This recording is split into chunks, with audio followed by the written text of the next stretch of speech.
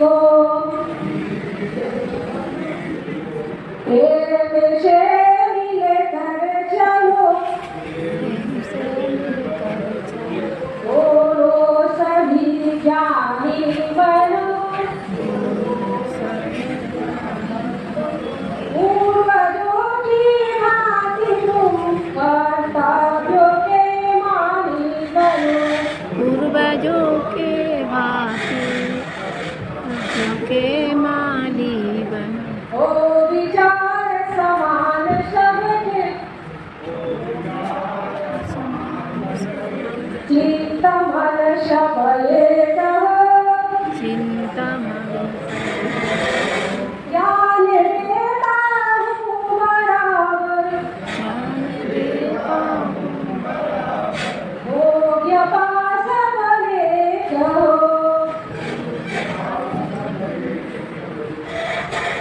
वो सभी के दिल तथा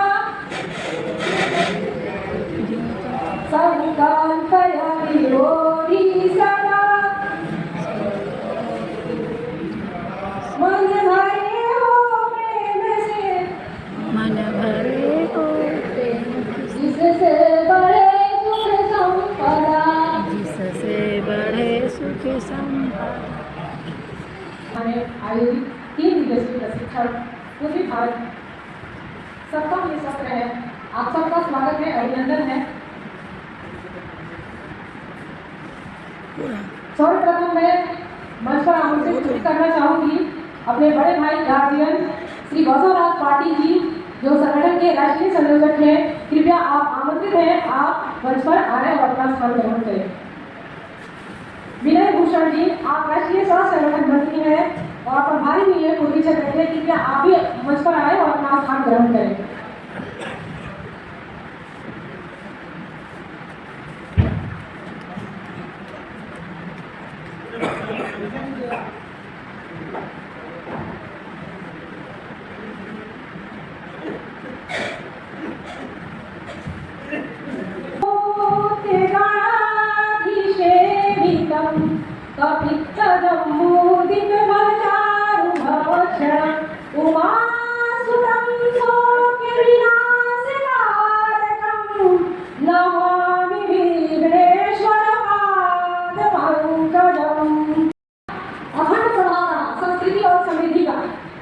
लेकिन आज ऐसा क्या हुआ कि हम भारत के अस्तित्व को बचाने में हम सब लगे हुए हैं, तो इसके जिम्मेदार कौन है? इसके जिम्मेदार हम सब हैं। भारत का एक एक व्यक्ति है, कहीं ना कहीं हम सब हैं। तो भारत के अस्तित्व को बचाना है हम सबको। भारत की जननी जन्मभूमि स्वर्गादपि गरीयसी कहते हैं कि माता और मातृभूमि स्वर्ग से सुंदर है, तो हमें मातृभूमि की और माता दोनों की रक्षा करना है। तो इस संदर्भ में ये प्रशिक्षण चल रहा है कि आप यहाँ से प्रशिक्षण लेके अपने विभिन्न क्षेत्रों में जाएंगे, तो काम करेंगे कैसे भारत की समस्याएं भारत से ज्यादा प्रबल हो गई है, जनसंख्या से ज्यादा समस्याएं प्रबल हो गई है, व्यवस्था से ज्यादा समस्याएं उत्पन्न हो गई है। तो कौन किया ये सब? हम सब कहीं नहीं कहीं हम व्यक्ति जिम्मेदार है। तो अब हम सबों का नेक्स्ट जिम्मेदारी बनती है कि हम क्या करें इस समस्या का निवारण के लिए। हम सबका ये सौभाग्य है कि आदरणीय वेद गोविंदाचार्य जैसे मार्गदर्शक हम सबको मिले और हम उनके मार्गदर्शन में काम करने का ये हम सबका सौभाग्य है, जिनकी दृष्टि इतनी दूर है कि हम सोच भी नहीं सकते 50 साल बाद क्या घटने वाला है वो भी उनको पता है। तो हम सबका परम सौभाग्य है। मैं अपने आप को धन्य मानती हूँ माननीय वेद गोविंदाचार्य जी के संरक्षण में, उनके मार्गदर्शन में मुझे भी देश की राष्ट्र की सेवा में थोड़ा बहुत कुछ करने की उत्सुकता जगी, तो मैं उसको करूँ। क्योंकि हम सब वसुधैव कुटुंबकम के मार्ग पर चलते हैं, पूरा विश्व अपना परिवार है। और आप सबको पता है कि आज पूरा विश्व जल जंगल जमीन की समस्याओं से जूझ रहा है। तो ये हम सबका जिम्मेदारी बनता है कि पूरा विश्व का रक्षा करें। क्या करें? पूरा विश्व का रक्षा करें। सर्वे भवन्तु सुखिनः, सर्वे सन्तु निरामयाः, सभी सुखी हो और सभी निरोगी हो। तो ये कैसे होगा? अगर यहाँ का जल शुद्ध नहीं होगा, यहाँ का पानी शुद्ध नहीं रहेगा। तो आज आपको पता है, एक छोटी सी बात मैं बताऊंगी। माताओं के दूध में यूरिया की मात्रा आने लगी है। माताओं की जो दूध है, गाय की जो दूध है, उसमें यूरिया की मात्रा आ रही है। हम लोगों ने इतने बृहद स्तर पर यूरिया का उपयोग किया। यह हम सब के लिए चिंता का विषय है, बहुत ही चिंता का विषय है। क्योंकि मैं बाबा से भी बोलती हूँ, आदरणीय गोविंद से, कि बाबा इसको लेकर मुझे काफ़ी चिंता है कि हम यूरिया मुक्त भारत कैसे बनाएं, और यूरिया से अगर मुक्त हो गया तो निश्चित ही हमारा पर्यावरण, हमारा जल सुरक्षित रहेगा और हम सब सुरक्षित रहेंगे।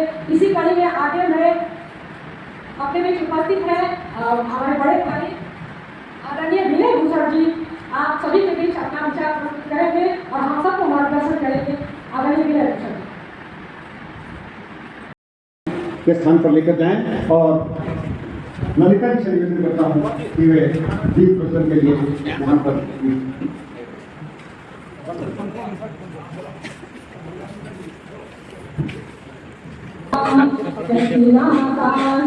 प्रेस वाले के लिए थोड़ा सा जगह बना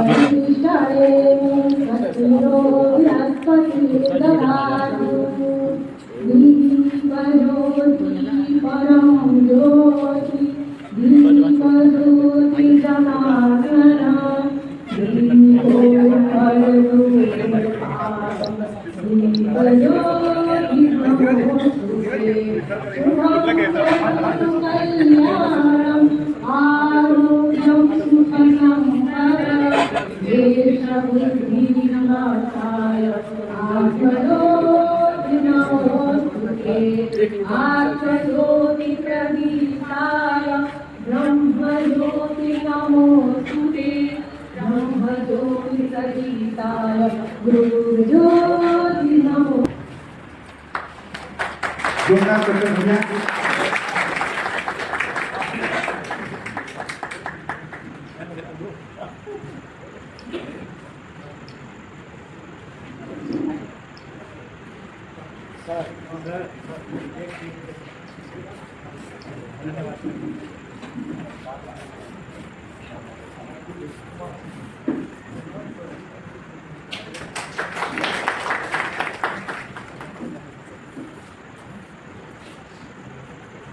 जिनके भजनों को सुनकर मान्य शैलेंद्र जी शिव शिव कहते कहते राधा राधा करने लगे, ऐसे वंदना बहन से निवेदन है कि आप माननीय गोविंद जी का पुष्प विचार स्वागत करें।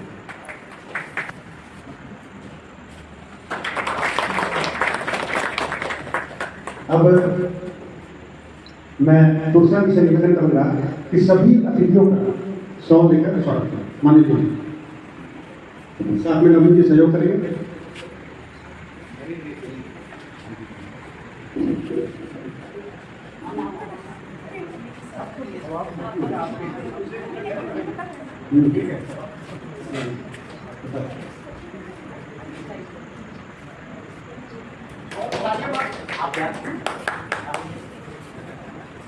ये औपचारिकताएं इस समझ का स्वीकार कर लीजिए कि हमारा दिल है जो हम आप तक प्रस्तुत कर रहे हैं और आपका स्वागत कर हम अपने आप को धन्य मान रहे हैं कि आपने देश सेवा में इतना काम किया और आपकी जड़ हुई इस स्थान पर पड़ी है कि सेवा के यहाँ से भी सफलीभूत हो पाएंगे, ऐसा हमें पूरा भरोसा है। अनुराधा जी से निवेदन है कि सभी अतिथियों को पुष्प प्रदान करेंगे। अनुराधा जी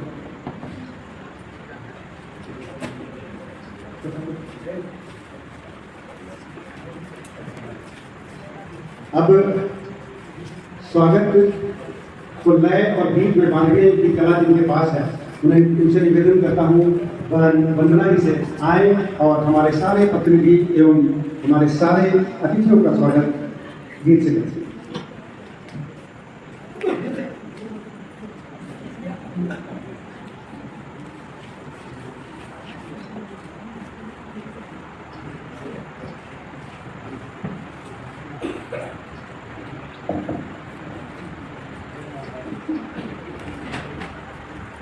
उपस्थित सभी भाइयों बहनों को मेरा राधे राधे। आदरणीय गोविंद जी के स्वागत में और आप सभी गणमान्य व्यक्ति जो पधारे हुए हैं उनके सबके स्वागत में मैं एक स्वागत गान गा रही हूँ। धन्यवाद। मणि की भी ध्वनि मंगलम,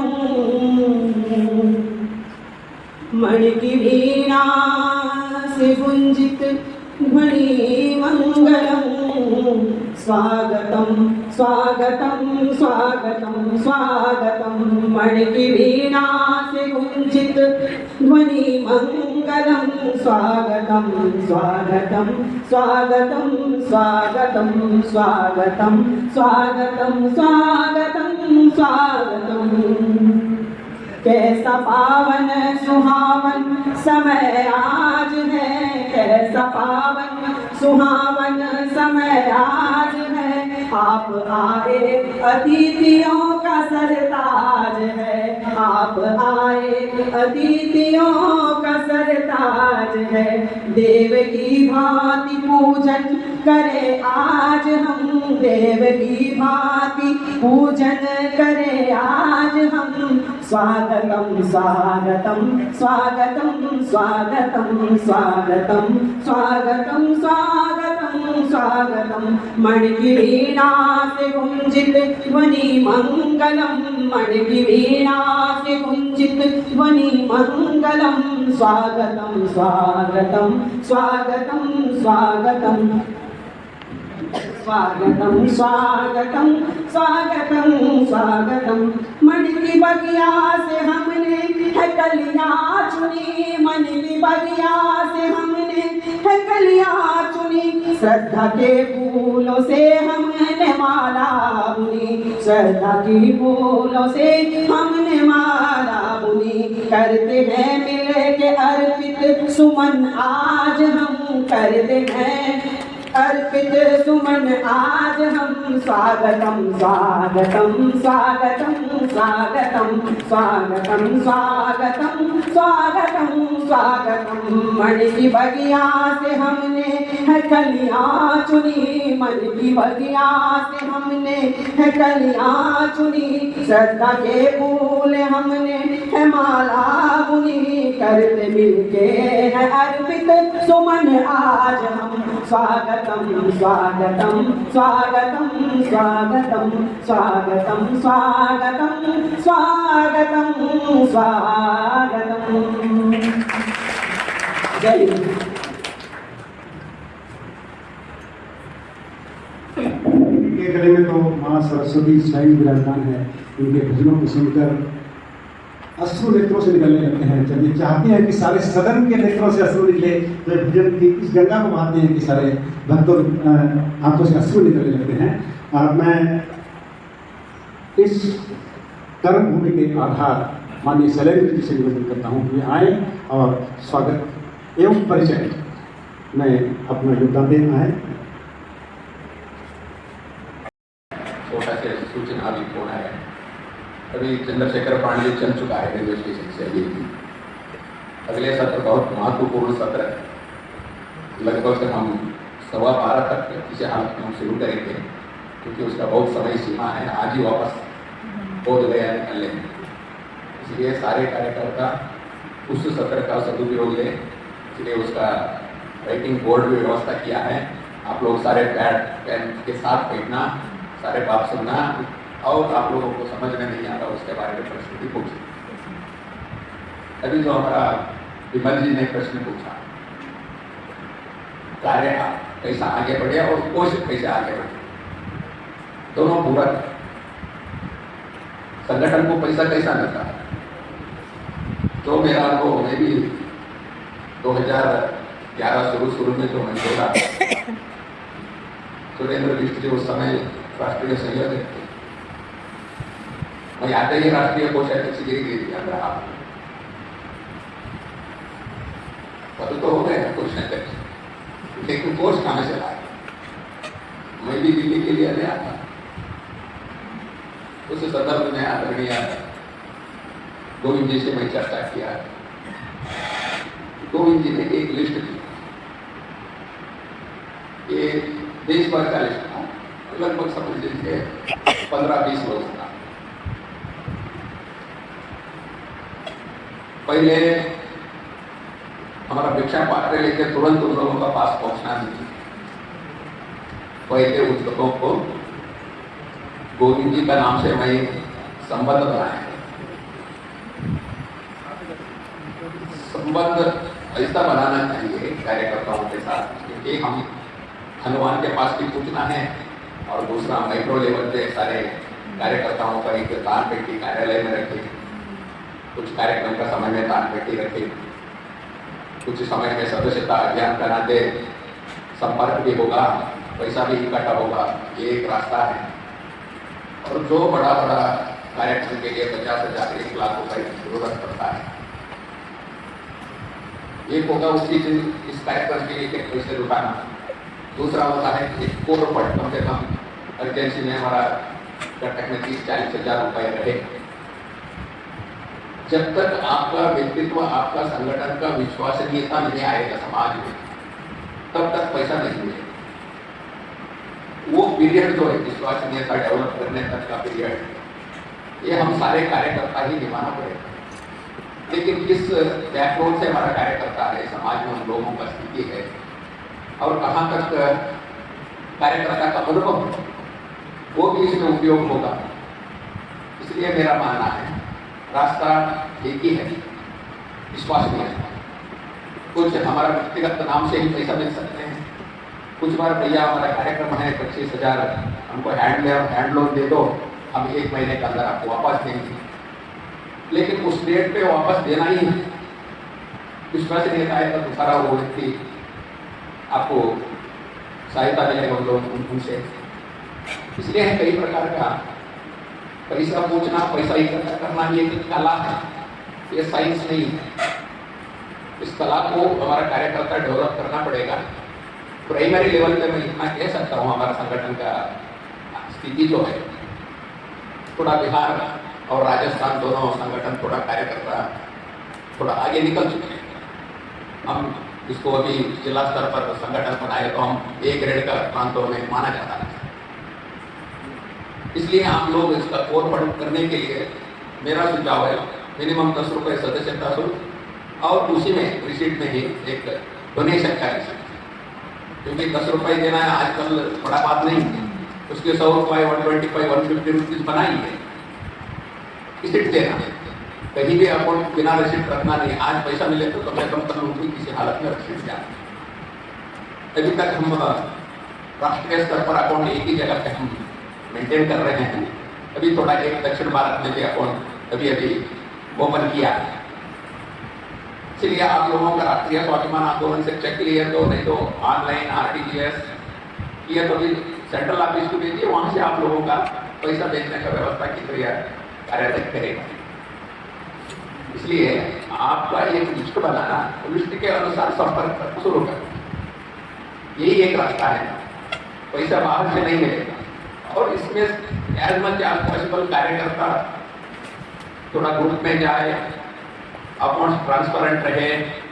जो कार्यक्रम होता है किसी से आप लोगों ने डोनेशन लिया उसी को अकाउंट भेजिए, पैसा आप ऐसा ऐसा खर्चा हुआ, 15,000 कम पड़ा है, आप सहायता कर सकते हैं, ऐसे भी होता है।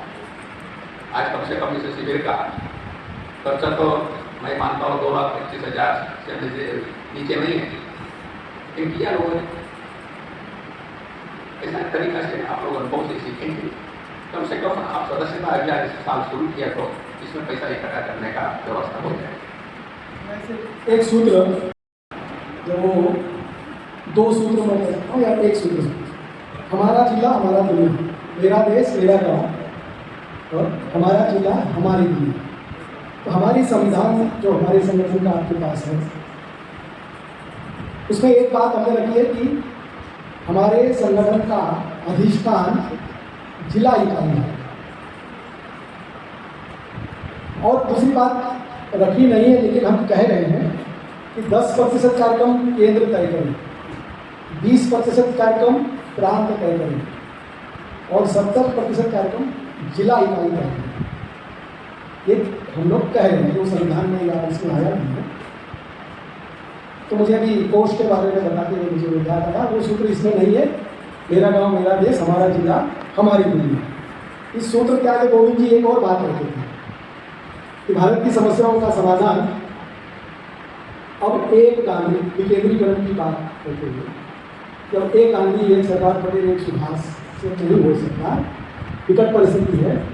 इसलिए हर जिले में एक गांधी एक सुभाष एक सरदार पटेल, गांधी जी का नाम लेकर सरदार पटेल देश भर से कोष इकट्ठा करते थे और संगठन को ठीक से चलाते थे।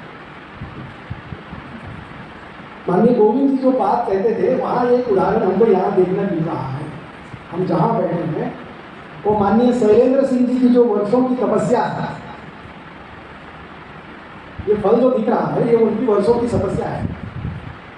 पहले कार्यक्रम तो वो चावल मांग के दाल मांग के करते थे, ऐसे महल जैसे नहीं थे, लेकिन लगातार करते रहे। उनकी एक क्रेडिबिलिटी बनी, साख बनी। महेंद्र जी अग्रवाल जैसे व्यक्ति जुड़े और एक चमत्कार जो है इस जगह में धनबाद में आपको दिखेंगे। तो ये कोष का भी ये विषय है कि हर जिले में एक गांधी, एक सरदार पटेल, एक सुभाष चंद्र बोस, कभी कभी भगत सिंह की भी जरूरत पड़ सकती है, लेकिन उसको नहीं कर रहे हैं। तो ये उदाहरण माननीय गोविंद जी उस समय देते थे। इसको आप कोष पर भी लगा सकते हैं कि आप गांधी बन गए तो फिर कोष जमा करने वाला सरदार पटेल भी मिल जाएगा। और एक सक्रिय सदस्य हूँ और अभी इस उम्र के पड़ाव पर मेरे अंदर में जो जोश है और खरोश है इसका वर्णन मैं नहीं कर सकता हूँ। मैं काम करता हूँ और पूरे लगन, निष्ठा और धैर्य से करता हूँ और मेरे में है एक चीज़, मेरा नित्य समय है और मैं जो कहता हूँ वो नहीं करता हूँ। महोदय, अब थोड़ी सी एक मैं इस लाइन से थोड़ा सा इंटरैक्ट होना चाहूँगा। हम लोग सभी इस परिवार से जुड़े हुए हैं।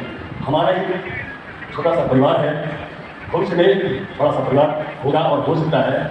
मेरी ऐसी शुभकामनाएँ भी हैं सबके साथ। एक इसके विपरीत दुख की बात यह है कि अगर हम जिला स्तर पर किसी 10 आदमी को नॉमिनेट करते हैं, 10 मेंबर्स बनाते हैं और किसी कार्यक्रम का हम उद्घाटन करना चाहते हैं और उद्घाटन करते हैं या किसी विशेष परिस्थितियों में बुलाना चाहते हैं लोगों को, तो 2 आदमी इकट्ठे होते हैं, सेशन करते हैं, मुझे बुखार हो गया है, मुझे बीमारी हो गई है, मुझे टाइफाइड हो गया है। जबकि मैं कह रहा हूँ कि मैं 2 महीनों से टाइफाइड से कर रहा हूँ। जनार्दन भाई को मैंने पहले सूचित किया था, मेरे पास उतना क्षमता नहीं है और ग्रेटर सी राउंड अभी चल रहा है, मैं जा नहीं सकता हूँ। लेकिन क्योंकि ये कार्यक्रम था और उन्होंने कहा तो मैं सोचा कि मैं क्यों नहीं इस कार्यक्रम में भाग लूँ।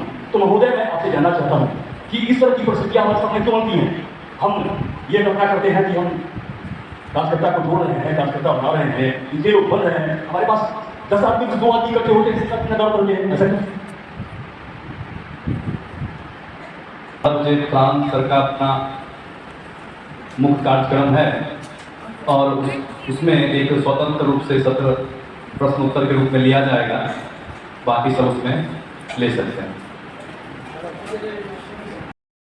डॉक्टर चंद्रशेखर प्रधान जी हैं। पंचायती राज में आज जो भी देश में हो रहा है विगत 15 साल में, चाहे वो ग्राम सभा सशक्तिकरण की बात हो, पंचायत प्रतिनिधि प्रशिक्षण की बात हो या अभी एसडीजी गोल्स की बात हो, सतत विकास के लक्ष्य 132 में निर्धारित किए गए हैं, जिसके बहुत सारा पंचायत से जुड़े हुए हैं। चाहे उसके तहत पंचायत में कैसे ग्राम पंचायत विकास कार्यक्रम समाहित हो और उस सतत विकास के लक्ष्यों को निर्देशित करते हुए, उसको समाहित करते हुए कैसे ग्राम पंचायत विकास कार्यक्रम बने और कैसे उसका अनुश्रवण और मूल्यांकन हो, उसके इस पर प्रयासरत रहे हैं। इनको राष्ट्रीय स्वाभिमान आंदोलन में भी हम लोगों को समय समय पर इनका स्नेह मार्गदर्शन मिलता रहा है। इसी कारण से इनको राष्ट्रीय स्वाभिमान पुरस्कार 2016 में सम्मानित किया गया था, राष्ट्रीय पुरस्कार से हम लोग की मदद से। और कई आयाम हैं, कई काम हैं और खासकर प्रशासनिक पदाधिकारी जिस समय थे नेहरू युवा केंद्र में, उस समय से अभी तक जिस समय प्रशासनिक पदाधिकारी थे उस समय ही इन्होंने पूरे यूपी में पंच परमेश्वर यात्रा निकाली थी और जिससे पंचायत प्रतिनिधियों को या पंचायत के विषय में जागरूकता फैलाई थी काफी, और उससे बेहतर एक समा बना था, बेहतर कार्यान्वयन हुआ था। उसके बाद भी रिटायरमेंट के बाद, वहाँ से छोड़ने के बाद, नेहरू केंद्र छोड़ने के बाद निदेशक जैसे पद जो देश की सबसे गणमान्य पद था और नेहरू केंद्र का प्लेटफॉर्म, उसको छोड़ने के बाद इन्होंने किसी सरकार अभियान के माध्यम से पंचायत के विभिन्न पहलुओं को प्रशिक्षण, जागरूकता, जन वकालत आदि मुद्दों पर संघर्षरत हैं। और हम लोगों का सौभाग्य है कि हम लोग बहुत पहले से इनके मार्गदर्शन में खास करना है रहा हूँ, बहुत कुछ इनसे सीखा हूँ और हम लोग आज फिर इनसे बहुत कुछ सीखेंगे। धन्यवाद। कंपोस्ट का उत्पादन करके और उस वर्मी कंपोस्ट को मार्केटिंग कर सकते हैं, बाजार में ऑर्गेनिक खेती हो, इसको बढ़ावा दे सकते हैं। इसके लिए हम लोग एमओयू कर सकते हैं और भी अगर आपका कोई सजेशन होगा तो उसको हम लोग लागू कर सकते हैं। आपके द्वारा दिया गया आश्वासन हमारे लिए संबल है और उनको आज मैं दुखी हूँ मैं पवन जी मेरे मित्र हैं, मैं इनको अपने बराबर समकक्ष समझता था, पर आज उनका ज्ञान का स्तर देखकर मैं अपने आप को छोटा महसूस कर रहा हूँ और इस दुख की घड़ी में आप मेरे साथ रहेंगे ऐसा मुझे लगता है। अब मंच को ध्यान से देखिए, हम सब अपने यहाँ सुरक्षा का भी रखते हैं कि जब हम रहते हैं, कोई अच्छे पद पर रहते हैं, कोई अच्छी व्यवस्था रहती है तो सिक्योरिटी गार्ड की व्यवस्था है और सिक्योरिटी गार्ड किनारे रहते हैं। आज मंच पर 2 सिक्योरिटी गार्ड हैं, दोनों किनारे बैठे हैं। वो हमारे अध्यात्म के, धर्म के, संस्कृति के, सनातन के रक्षक इस मंच के दोनों तरफ बैठे हैं। इनके लिए एक आध शब्द इनका सुनना हमारी प्यास को बुझाएगा नहीं, इनके लिए हम अलग से सत्र रखेंगे। आज इनका आशीर्वाद, इनकी उपस्थिति इस मंच को गौरवान्वित कर रही है। हम इनके चरणों में नमन करते हैं और हमें मालूम है जब ये हमारे साथ खड़े हैं तो हमारा धर्म, हमारा सनातन हमेशा सुरक्षित।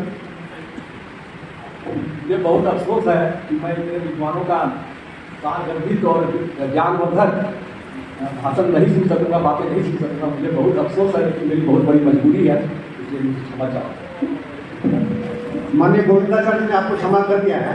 अब मैं IIT ISM से संघ से जुड़े डॉक्टर धीरज जी निवेदन करता हूँ आए और विनोबा भावे यूनिवर्सिटी के वाइस चांसलर जैसा ही कोई आश्वासन नहीं देते। धन्यवाद धन्यवाद जी। इसमें पहला हमारे परम पूज्य गोविंदाचार्य सर कर रहे हैं और अति विशिष्ट हमारे मंच के सामने के सदस्य हैं। मुझे इस मंच पे कुछ बोलना ऐसा लगा कि सूच को दिया दिखाना है, तो मुझे माफ करेंगे प्रभु, मैं कुछ नहीं बोलूँगा। जो बाबा विश्वकर्मा है, इस पर्टिकुलर जो चेतना शोध संस्थान बोल रहे हैं, चेतना महाविद्यालय बोल रहे हैं, सुरेंद्र बाबू, और उनके साथ कंधा में कंधा मिला के जो काम कर रहे हैं हमारे महेंद्र भाई, मैं आपको विश्वास नहीं दिलाता हूँ, आश्वासन नहीं देता हूँ। आप दिन फिक्स कीजिए, किस दिन आपको MOU करना है, हम MOU करने की तैयार हैं आपके साथ। हमारी IIT ISM जो 97 साल पुरानी संस्था है, उसका भी समाज के प्रति कुछ दायित्व रहता है और सबसे बड़ी दायित्व हमारी जो समाज के प्रति है, जो समाज में सबसे जो कमजोर वर्ग है, जो गांव में बसते हैं, उनके लिए हम क्या कर सकते हैं। इसके लिए हमारी भारत सरकार ने एक योजना लेके आई है, जिसका नाम है अटल नवाचार योजना, और वो जो है सामुदायिक नवाचार योजना है। इसका हमने एक अच्छा सा फल पाया है। हमारी संस्थान ने इसकी एक कंपनी खुली हुई है, जिसमें जो आज आप देख रहे हैं यहाँ पर, चाहे साराज बस्ती में जो चंद्र बाबू और महेंद्र भाई लोग ने खोल के रखा है, हम इसमें खूब सहयोग करने के तैयार हैं। आप दिन तय करें, MOU की कॉपी हम लेके आएंगे आपके साथ, हम साइन करेंगे आपके साथ एग्रीमेंट।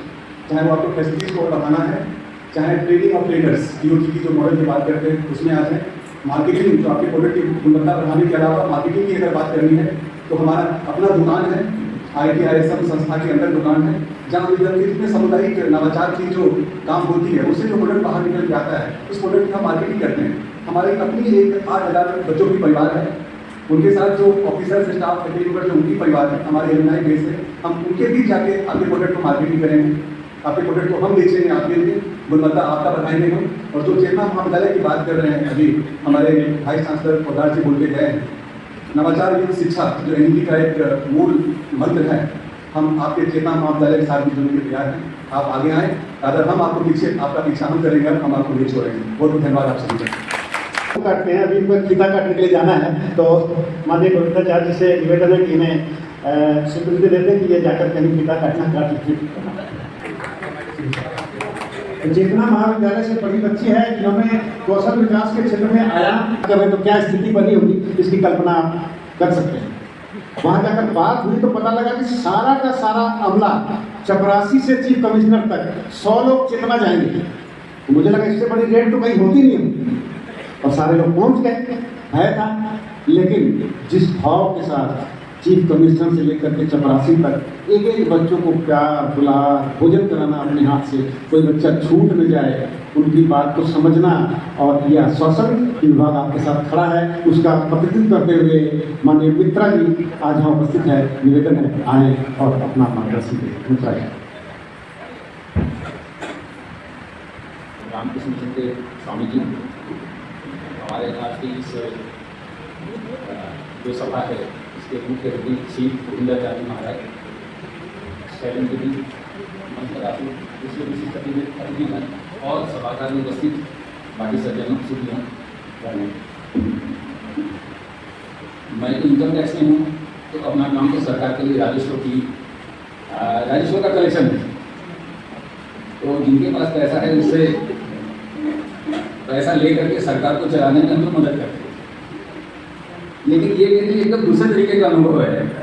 जबकि हमें अपने उस पद और उसको भूल करके समाज के लिए सीधे सीधे अपने आध्यात्मिक रूप से, नैतिक रूप से और अपने काज को करके एक जुड़ने का मौका है जिसको भी मैं खोना नहीं चाहता था। इसलिए जैसे महेंद्र जी ने बोला, मैंने सोचा कि ये मेरा सौभाग्य होगा कि अगर मैं आप सबके बीच आ सकूँ, अपनी बातों को रख सकूँ। प्रकृति केंद्रित विकास तो सब लोग चाहते हैं और प्रोफेसर साहब ने बहुत अच्छी बात कही। पिछले 2000 वर्षों में जो विकास नहीं हुआ था, पिछले 100 वर्षों में हो गया। पिछले 100 वर्षों में जो नहीं हुआ था, पिछले 5 वर्षों में हो गया। हम लोग बचपन में पूरे मोहल्ले में एक गाड़ी देखा करते थे, किसी के घर काला टेलीफोन देखा करते थे। आज हमारे जो सब्जी बेचने वाले हैं, ठेले वाले, उनके पास भी मोबाइल फोन हुआ करता है। तो विकास तो हुआ है, कोई इसमें नौबत नहीं है, और विकास जरूरी भी है, क्योंकि विकास अगर नहीं होगा तो हमें रोजगार भी नहीं प्राप्त होगा और साथ में हमारा जीवन सुखमय भी नहीं होगा।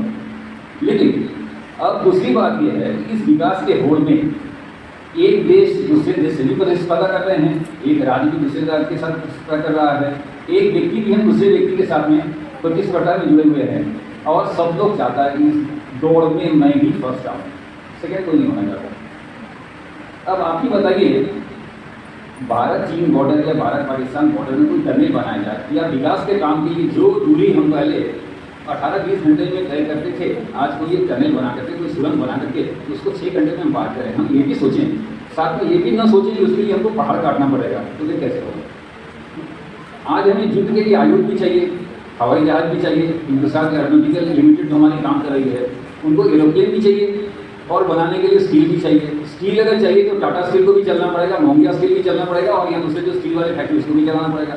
स्टील वाली फैक्ट्री चले तो पॉल्यूशन नहीं हो, प्रदूषण नहीं हो, तो बड़ा विरोधाभास सा लगता है। लेकिन एक बात इसमें हो सकता है कि जो बहुत जरूरत की चीज़ें हैं वहाँ पर तो कोई एक सामंजस्य स्थापित किया जा सके, जिसके लिए मैं भी चाहूँगा कि सुधीजनों का मार्गदर्शन हमें प्राप्त हो, जिसको हम काम में लाएं। लेकिन साथ ही मेरा अपना एक सुझाव है, अपने व्यक्तिगत जीवन में हम अपनी आवश्यकताओं को अगर सीमित कर सकें, उसी क्षण हम इस दिशा में एक पग आगे बढ़ गए हैं, ऐसा हम सोच सकते हैं। आज के इस सभा में उपस्थित होकर मैं अपने को बड़ा गौरवान्वित महसूस कर रहा हूँ, लेकिन मैं चाहूँगा कि सभी जन अपना मार्गदर्शन इसमें दें, जिस मार्ग पर चल करके हम लोग इस प्रकृति केंद्रित विकास का जो हमारा कॉन्सेप्ट है, इस पर आगे बढ़ सकें। इसी आशा के साथ मैं अपने वक्तव्य को विराम देता हूँ। आप सबों का बहुत बहुत धन्यवाद। राष्ट्र कल्याण के इस मंच से मैं सुबूही खान, एक भारतीय सनातनी मुसलमान, आप सभी लोगों को सादर प्रणाम करती हूँ। मंच पर आसीन सभी प्रबुद्ध जनों को मेरा सादर प्रणाम। परम आदरणीय गुरु गोविंदाचार्य जी के श्री चरणों में प्रणाम करते हुए मैं कम से कम शब्दों में अपनी बात कहने की कोशिश करूंगी। पिछले 2 दिनों से हम प्रकृति केंद्रित व्यवस्था के बारे में सुन रहे हैं, चर्चा कर रहे हैं। मेरा अपना चिंतन और अपना रियलाइजेशन है कि जिस प्रकृति केंद्रित व्यवस्था की बात आज गोविंद जी कर रहे हैं, वो भारत की सभी समस्याओं का समाधान है। और मैं ये एग्जैजरेट नहीं कर रही हूँ, ये भारत भ्रमण करके भारत की समस्याओं को समझ के और प्रॉपर चिंता और चिंतन करने के बाद मैं इस निष्कर्ष पर त्रिपाठी जी, मैं सबसे आग्रह करता हूँ कि तालियां बजाकर हम उनका अभिनंदन करें। इस वर्ष सरकारी सेवा में रहकर देश में परिवर्तन के जो अग्रदूत बने हैं डॉक्टर सिद्धार्थ तिवारी जी, उनके उस कार्य के अंतर्गत रांची के एक आराकेरा गांव की महिला का, उस गांव आदर्श ग्राम का राष्ट्रीय स्वाभिमान आंदोलन की ओर से जो स्वाभिमान पुरस्कार दिया जाता है, तो 2023 में उस ग्राम की उस माता जी को पुरस्कार देने का सौभाग्य राष्ट्रीय स्वाभिमान आंदोलन को हुआ था।